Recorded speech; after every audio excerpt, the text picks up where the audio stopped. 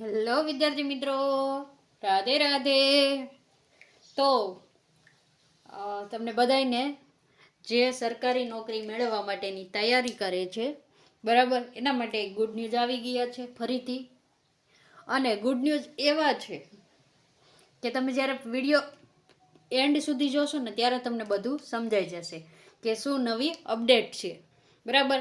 કોઈ પણ મિત્ર છે ને સરકારી નોકરીની તૈયારી કરતા હોય ને, તમારે ગવર્મેન્ટ જોબ જતી હોય એટલે શું હોય ખબર?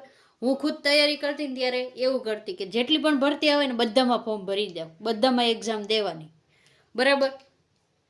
મેં ખુદે પણ તલાટીની ને જુનિયર ક્લાર્કના ફોર્મ ભરીને અને એક્ઝામ આપેલી હતી, પણ ત્યારે આપણે પરીક્ષા પાસ નહોતા થયા, બરાબર. ત્યારે આપણે તૈયારી પણ ઓછી કરતા હતા. હવે આપણે ભરીએ તો 100% પાસ થઈ જઈએ, બરાબર. તો એના જ માટેની અપડેટ છે કે તમારે જેને સ્વપ્ન છે કે આપણે સરકારી નોકરી તો જોઈએ જ છે, પછી ગમે તે ફિલ્ડમાં હોય, બરાબર, એના માટે આ ગુડ ન્યૂઝ છે. તો કે પંચાયત ભરતીની જાહેરાત 15 દિવસમાં આવવાના ન્યૂઝ મળી રહ્યા છે, બરાબર, 15 દિવસમાં. પણ એમાં આ વખતે કંઈક નવું બદલાવ આવી રહ્યો છે, બરાબર. બદલાવ શું? તો કે વિડીયોને તમે એન્ડ સુધી જોશો ને એટલે તમને સિલેબસથી લઈને બધા બદલાવને બધું ખબર પડી જશે, બરાબર. તો એકવાર ચેનલને લાઇક કરી દેજો, વિડીયોને લાઇક કરી દેજો અને ચેનલને સબસ્ક્રાઈબ કરી દેજો. અને તમારા મિત્રો જે નોકરી માટે તૈયારી કરતા હોય, સરકારી નોકરી મેળવવા માટે, એને આ વિડીયો શેર કરી દેજો, બરાબર. અને આમાં ફોર્મ ભરી દેજો. ટૂંક સમયમાં એની જાહેરાત આવશે ત્યારે આપણે નવો વિડીયો બનાવશું, એટલા માટે ચેનલને સબસ્ક્રાઈબ કરી દેજો, બરાબર. તો પહેલાં તો શું બદલાઈ શકે એની હમણાં આપણે વાત કરીએ. પહેલાં તો 15 દિવસ પછી કઈ કઈ ભરતી આવી રહી છે તમારા માટે. તો એક તો છે વીપીએસ. અત્યારે તલાટી, આપણે જે તલાટી કમ મંત્રી હતું ને, અત્યારે એનું નામ શું બદલાઈને થઈ ગયું છે? વિલેજ પંચાયત સેક્રેટરી, બરાબર. એટલે અહીં આપણે લખી દેવી કે તલાટી કયો કે એને વીપીએસ કયો, બરાબર. આ વીપીએસ એની ભરતી આવવાની છે. બીજું તો કે જુનિયર ક્લાર્કની આવવાની છે, બરાબર, જુનિયર ક્લાર્ક, બરાબર. હવે તો કે નાયબ ચીટનીસ એની આવવાની છે. મદદનીશ સમાજ કલ્યાણ નિરીક્ષક અને વિસ્તરણ અધિકારી, આ 5 જગ્યાઓ માટે પંચાયત વિભાગમાંથી 15 દિવસ વધીને આપણે કહીએ છીએ, એને પહેલાં પણ જાહેરાત આવી શકે છે. તો પહેલાં કેવું થતું હતું કે તમારે તલાટી કમ મંત્રી એટલે કે વિલેજ સેક્રેટરી બનવું હોય, વિલેજ પંચાયત સેક્રેટરી, તો તમારે શું કરવું પડતું? એનું અલગ ફોર્મ ભરવું પડતું, અલગ ફોર્મ હતું, બરાબર. અલગ ફોર્મ ભરવાનું, અલગ એક્ઝામ આપવાની, પછી એનું મેરિટ પડે, એ પ્રમાણે તમને નોકરી મળે. પછી તો કે તમારે જુનિયર ક્લાર્ક બનવું હોય ને તો એનું અલગ ફોર્મ ભરવું પડતું, બરાબર, અલગ. એની આખી પ્રોસેસ જ અલગ થતી. તમારે તલાટીનું ભરવું હોય તો અલગ, આખું પેપરથી લઈને બધું અલગ. જુનિયરનું તો કે અલગ. નાયબ ચીટનીસનું તો કે હાવ અલગ જ હોય બધાનું. પહેલાં બધી ભરતી કેમ થતી હતી પંચાયત વિભાગની? આ રીતની થતી હતી, બરાબર. પછી કે મદદનીશ સમાજ કલ્યાણ નિરીક્ષક, તો એનું પણ અલગ ફોર્મ ભરવાનું. એટલે અને વિસ્તરણ અધિકારી, આ 5 જગ્યાઓની જાહેરાત આવવાની છે. એ 5માં જો પહેલાં નોકરી જોતી હોય તો શું કરવું પડતું હતું? અલગ અલગ ફોર્મ ભરવું પડતું. તો તમારે કેટલા ફોર્મ ભરવા પડે? 5માં તમારે ભરવું હોય, સિલેબસ તો બધાનો એક જ હતો, સરખો જ, બરાબર. અને એક તૈયારીની એક સિલેબસ હોય એટલે આપણે શું કરતા કે બધામાં ફોર્મ ભરી દેવી. સિલેબસ એક જ છે તો એકાદામાં તો લાગી જશું ને, બરાબર. એ વિચારીને આપણે ફોર્મ ભરી દેતા, બરાબર. તો આ વખતે એમાં થોડોક બદલાવ થવાની શક્યતા છે. બદલાવ શું થશે કે આટલું બધું કામ કરવામાં છે ને, પંચાયત ભરતી બોર્ડ છે ને, એને શું કરવું પડતું ખબર છે? કે અલગ અલગ પેપર કાઢવા પડતા, અલગ અલગ સ્કૂલોમાં સુપરવાઇઝર બધી ગોઠવણ કરવી પડતી. તો આ વખતે એ લોકોએ શું કરી નાખ્યું તો કે એક જ પરીક્ષા લેવાની. આ બધી માટે એક જ પરીક્ષા, એ પણ કેવી? MCQ બેઝ, બરાબર. પહેલાં તલાટી કમ મંત્રીની જો પરીક્ષા હતી ને તો 150 માર્કનું પેપર આવતું, બરાબર. જુનિયર ક્લાર્કમાં 150નું આવે છે.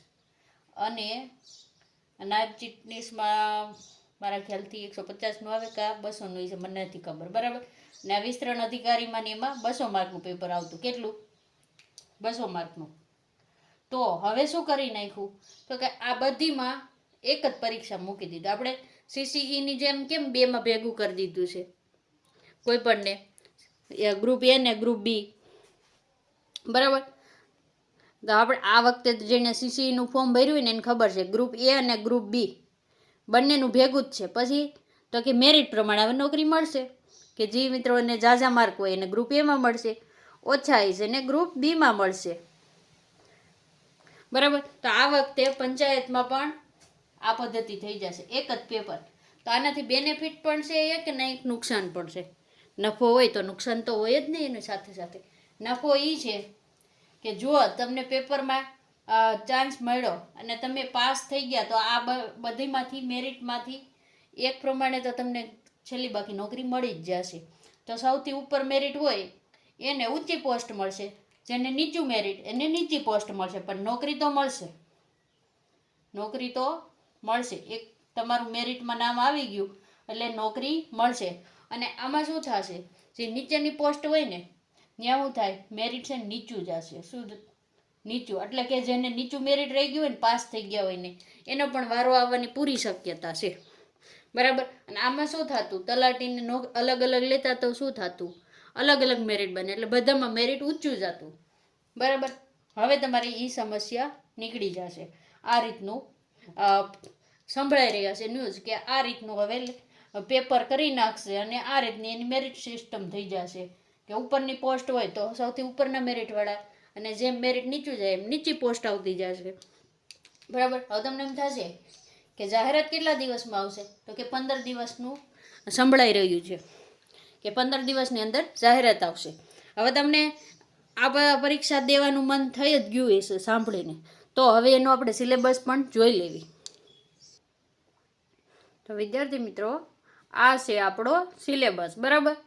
જો તમને દેખાઈ રહ્યો છે, સિલેબસમાં કોઈ ફેરફાર થયો નથી, બરાબર. સિલેબસ છે એકદમ સરળ. તો કે general awareness and general knowledge, બરાબર. આમાં તમે સ્ટેટિક જીકે લ્યો, ભૂગોળ લ્યો, વિજ્ઞાન લ્યો, બધું જ આમાં આવી જશે, બરાબર. કેટલા માર્કનું હશે, 70 માર્કનું. મીડિયમ કયું હશે, ગુજરાતી, બરાબર. પછી ગુજરાતી ગ્રામર કેટલા માર્કનું, 20 માર્કનું, Gujarati medium. English language and English grammar, બરાબર, તો કે 20 માર્કનું અને ઇંગ્લિશમાં હશે. પછી કે general mathematics, reasoning and data interpretation, બરાબર, તો એ હશે 40 માર્કનું અને ગુજરાતી મીડિયમ હશે. Total 150 mark. પણ આ સિલેબસ છે ને એ જૂનો છે, બરાબર. અને સિલેબસમાં કોઈ ફેરફાર થવાનો નથી. સિલેબસ આનો આ જ રહેવાનો છે, પણ બદલી શકે તો શું બદલી શકે, અહીંયા 150 માર્કનું બતાવ્યું છે ને, ત્યાં 200 માર્ક થઈ શકે. શું કામ એમ કહીએ છીએ, કારણ નાયબ ચીટનીસ ને એની એક્ઝામમાં 200 માર્કનું પેપર રહેતું હતું, એટલે આ બદલાવ આવી શકે, બરાબર. હજી શક્યતા છે. 15 દિવસમાં તમને નોટિફિકેશન આવશે એટલે તરત બધી જ માહિતી મળી જશે, બરાબર. તો જે મિત્રોને પંચાયત વિભાગમાં સરકારી નોકરી લેવાની છે એને આજથી જ આ સિલેબસ પ્રમાણે તૈયારી શરૂ કરી દેવાની છે. અને ગુજરાતી ગ્રામર આપણે કાલથી વિડીયો મૂકવાનું શરૂ કર્યું છે, તો એમાં પણ આપણે ગુજરાતી ગ્રામરની પ્લેલિસ્ટ બનાવી દીધી છે, બરાબર. ગણિતનું પણ આપણે ઘણા લેક્ચર લીધેલા છે અને સ્ટેટિક જીકેના પણ લીધેલા છે. જે મિત્રોને ત્યાંથી જોવા હોય તૈયારી માટે આપણે ડિટેલમાં ભણાવેલું છે, ત્યાંથી જોઈ શકે છે. આપણી પ્લેલિસ્ટ છે, જીકેની અલગ છે અને મેથ્સની અલગ છે, બરાબર. ત્યાંથી જોઈ શકો છો. અને ગુજરાતીની પણ અલગ બનાવી દીધી છે આપણે. તો વિડીયો સારો લાગ્યો હોય તો લાઈક કરજો, ચેનલને સબસ્ક્રાઈબ કરજો, બરાબર. વિડીયોને પૂર્ણ કરીશું. રાધે રાધે.